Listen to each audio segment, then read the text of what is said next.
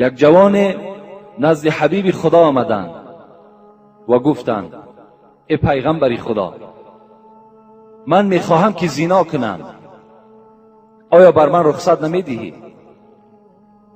یاران پیغمبر که در اطراف پیغمبر نشسته بودند میگوید بی نهایت غضبناک شدند. گفتند این پیغمبر خدا را مسخره میکند و این نمیداند که پیغمبر خدا دائما به ضد زنا از آیه های کریمه صحبت میکند.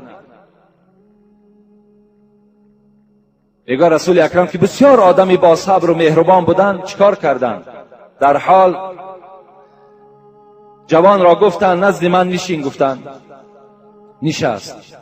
گفت ای جوان، گفتند زنا میخواهی؟ گفت بله زنا میخواهم.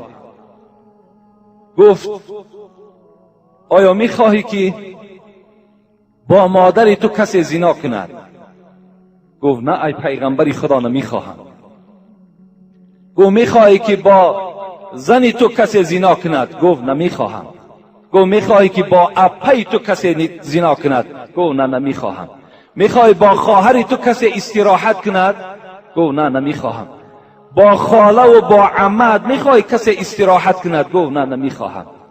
گفت پس ای دادر عزیز، ای جوان عزیز، یقین دان که آن زنی که با تو استراحت میکند وی هم یا زن یا مادر یا دختر کدام برادری تو هست. این جوان میگه از جای خود خیست. گفت پیغمبر خدا در حق من دعا کن. رسول اکرم 3 دعا کردند.